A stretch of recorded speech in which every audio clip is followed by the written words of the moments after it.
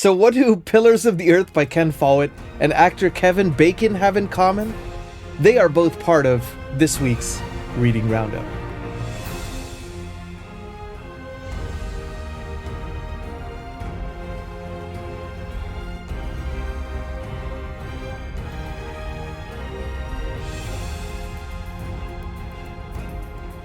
Hey everyone, welcome back to the channel. I'm Nikhil with Shelf-Esteem. I'm a composer, now also a booktuber. You can find my music in The Wheel of Time, His Dark Materials, the official companion album for Brent Week's Lightbringer series, and other book adaptations. It's weekly Reading Roundup time, as always on Tuesdays, released every Tuesday. And it has been a prolific week, both reading-wise and also music-wise, life-wise. So let's kind of dive in, as we always do with the books. If you like this kind of video, please like and subscribe. And now on to what I read. So let's first start with a book I decided to restart. The reason being, a friend of mine, Greg, who is a fellow composer, wanted to start a sci-fi buddy read book club. Just me and him, maybe a couple of other composers or something. And I mentioned I was reading The Algebraist by Iain M. Banks. Now, this was a recommendation from Sam, from the channel Sam Not So Wise. Fantastic channel. He reads a lot of sci-fi, fantasy, very sci-fi leaning. And this is his favorite author of all time. And so he wanted to recommend The Algebraist. And so I had gotten about 300 pages into this book, and I was really enjoying it. But I decided to restart it for the sake of my friend. So now on this restart, I'm on page 75. And I think I'm liking it even more because Iain M. Banks has a very specific type of style of sci-fi that he likes to write. It's very high concept. In this particular book, it's dealing with timescales of billions of years. People have a seat at the galactic table with other alien races. So you're kind of flailing around a bit because, especially at the beginning, you don't have a reference point rooted in our current reality. I mean, this is so beyond that. People can change themselves anatomically with their thoughts, and it's crazy. It's a wild ride, so I decided, okay, kind of good reason to restart this, and I think I'm enjoying it even more than the previous time I tried to start it. So I'm looking forward to diving into this more, and this is like a 700-page book, so 700 pages of high-concept sci-fi is going to definitely be a good brain workout, but that's why we do this, right? We like to be intellectually stimulated. So this is the first book I got a chance to dive into. The second book, and the first half of my cold open for this video, is a book that I'm doing as a buddy read as well. Another Ken Follett book. I've heard of Pillars of the Earth for the longest time, and I got a chance to start this with David from Four Corners of the Page. We're doing a buddy read as well. And I'm glad because, this is a 900-page book, and the writing, I don't even know if you could tell, but it's quite small. So yeah, it's a pretty dense chonker, and now I've got a couple chonkers going on at the same time. So I was a little bit trepidatious about starting this while these other reads are going on because I wasn't sure how I would be able to fit it in. Well, my friends, in 1 week, and a busy week at that, I read about 350 pages of 900-page book. So this is going strong. I think the first 100 pages I was still, again, trying to find my footing. This takes place in the year 1100 and some change, 1136 or 37. And this is about a guy who is building a cathedral in medieval England. Doesn't sound like the most exciting, I guess, subject matter. But I was curious to read this because I'd read the Heaven Tree trilogy with Jenny Wirtz and Jake from Nerd Level Rising. We had such a good time with that. Similar concept, but very different approach. That one is much more about the artistic, poetic ideas that are presented in it, more philosophical in some ways. And it has very strong themes of redemption that are different to this. This kind of paints medieval England as a little bit more of a brute force kind of a place. So it is definitely more dark, but I'm liking both of them for different reasons, I think if you know how they say like form versus function, if Heaven Tree was like the form, this would be more function. When you're hearing about the cathedral being built, you're hearing about it more from functional terms rather than from the artistic, poetic side of things. So it's a little different. And of course, Ken Follett's prose is more direct than say an Edith Pargeter or somebody like that. But I'm loving it. Yeah, so the first 100 pages, I was trying to figure out my bearings, and then it took off like a rocket. And I've found I've had a very hard time kind of putting the book down and going to something else because I just keep wanting to live in this world. I feel like the characters are very fleshed out. The world is very lived in, I think. You really get a sense of what it must have been like at the time, and the church's influence and how the politicking between the church, the people who are living in that area, and then also the royalty, how they're all kind of working at odds or trying to work in sync with each other. So that, I think, is the most fascinating part about the book, rather than just the cathedral itself. It seems like almost the cathedral is a backdrop to all this other politicking. So that's the interesting part about this book, and I think I'm going to have no trouble blasting my way through this month. So, David, I'm so excited to be reading this with you, man. And I'm excited to be able to chat more with you about this one soon. Have you all read Pillars of the Earth, by the way? I had a weird Ken Follett journey. I started with the Century Trilogy, which is one of his newer works. And then I kind of read a few others, Eye of the Needle, his newest one, Circle of Days. Now making my way to the classic, the turning point of his authorial works, where he switched from thriller to more historical fiction. So great read so far. If you haven't read it, I highly recommend you check it out. I'm leaving links as always in the description for this and all the other books. And then I want to talk about one that might already, and there's no reason for this maybe except for the anticipation around it, and also maybe I'm just used to Jenny Wirtz's prose even more now than ever before, but I has just started book 4 of her Wars of Light and Shadow series, Fugitive Prince. Beautiful artwork done by Jenny herself, so she is a wearer of many hats and of many talents. And like I said, I'm only about 40 pages in, and I can only read maybe 20 pages an hour of this, because I really have to take my time. It's her prose forces you to slow down, but the amount of character subtlety in this, like we haven't even seen Erathon yet. We're kind of looking at things from Lycier's POV, and you do see that switch back and forth throughout the series. These two half-brothers who are at odds with each other.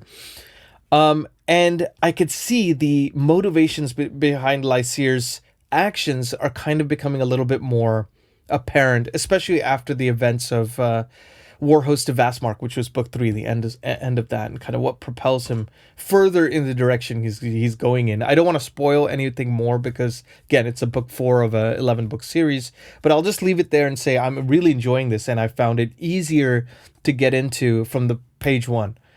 And maybe, my reading vocabulary is getting better, or my attention span is getting better, or my ability to digest Jenny's prose is getting better. Or, I don't know what it is, but I'm really enjoying this so far. So, long ways to go. No rush. I'm giving myself to the end of the month for this one so that I can make sure I take my time with it. 10, 20 pages a day should do it. So, this is the third one. And then the fourth one I want to talk about, I'm reading on my Kindle. So, this was a little bit of a surprise for me this week because, I was talking to Cliff from Cliff's Dark Gems, and we've been reading the Matthew Corbett series, a 10-book series by Robert McCammon, fast becoming one of my favorite authors, historical fiction with some horror elements, taking place in the early 1700s about a private investigator, kind of one of the first private investigators. He calls himself a problem solver.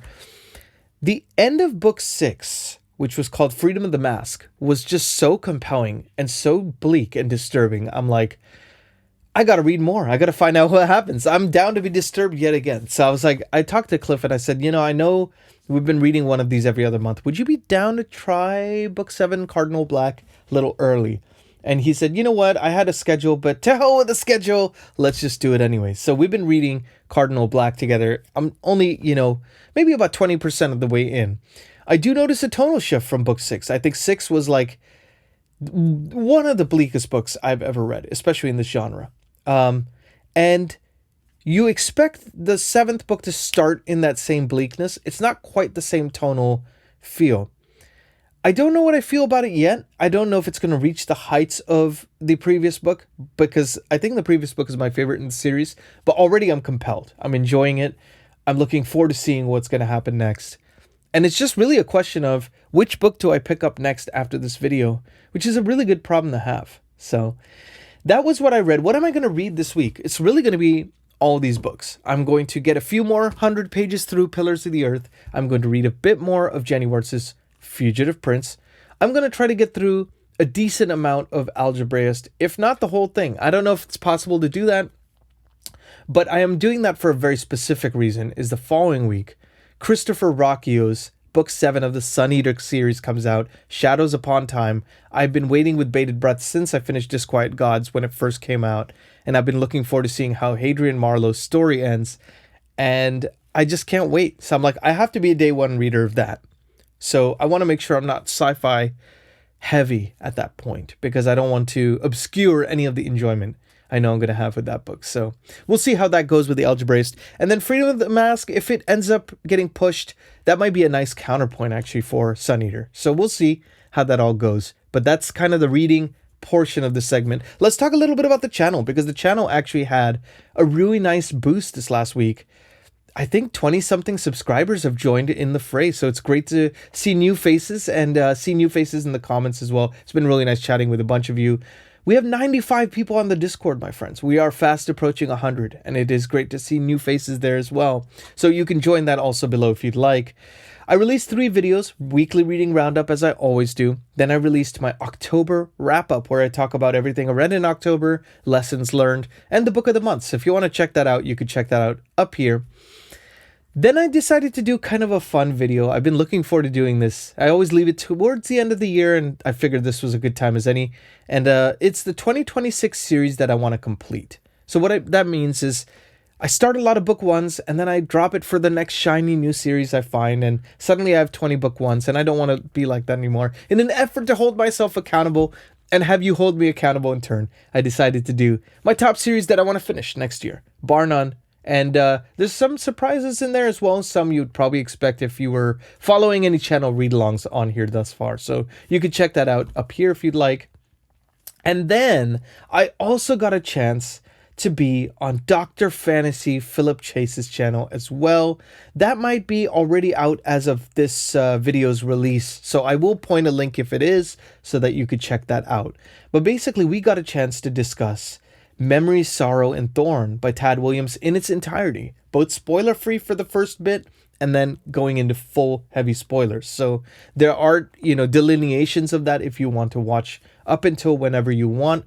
But basically a primer of what we felt about each book, with the lens of themes and characters.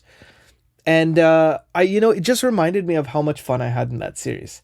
And it was really great discussing it with Philip, because I always feel like he has such an insightful take on theme. He's like one of the masters of theme, and both in terms of how he talks about it and also in his writing of the Edan trilogy. So yeah, I was thrilled to talk to him for about an hour and a half or so, and got us thinking we got to continue on this Austin Ard series. So we are going to be reading The Last King of Austin Ard, I think, next year.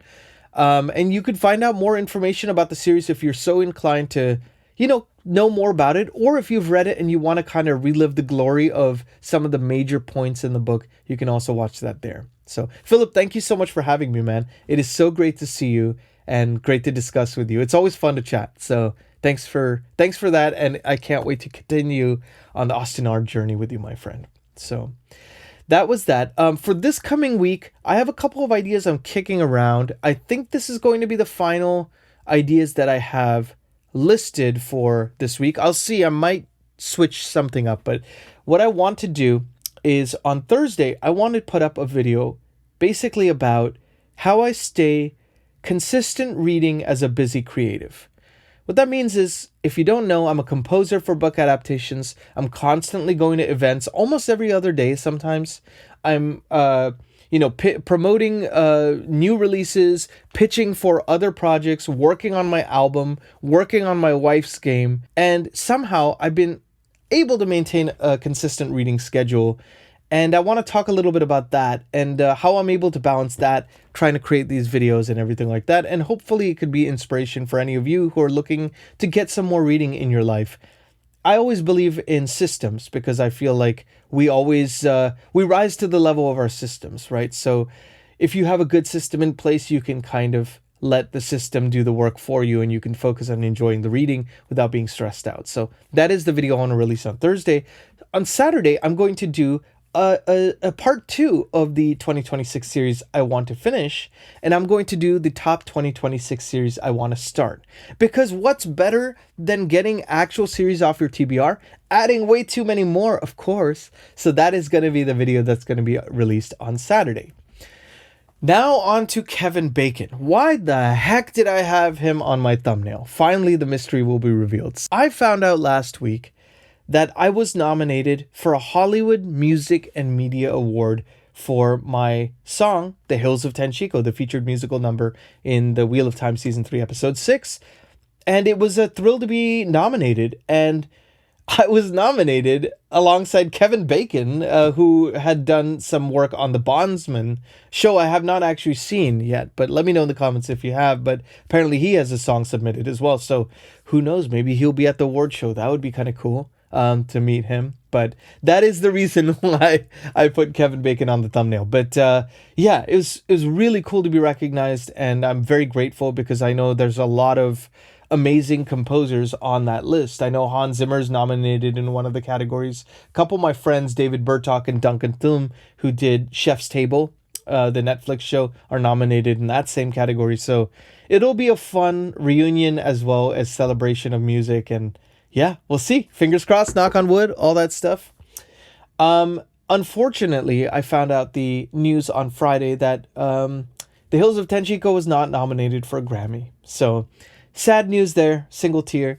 But, you know, the people who were nominated were, I don't know if you've heard of them, Elton John, Brandy Carlisle, Ludwig Göransson for his score for Sinners. Actually, that was nominated, three out of the 6 places were taken up by Sinners, and K-pop Demon Hunters. So it was definitely stiff competition, but I'm grateful that I got a chance to even be on the ballot. I think even that was a victory in itself, and it's always fun to get your music out there. So it was a good journey. And man, I'm kind of tired from it because it was a lot of promoting. So that's what's been going on with that. Contract is signed for a game prototype. I'm working on that. I'm finishing Linda's game prototype.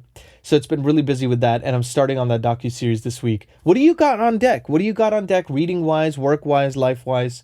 Let me know in the comments as always, because I love to chat with you all. Or if in the Discord, if you'd prefer. I'm Nikhil with Shelf-Esteem. I hope you had a wonderful week and a great week ahead.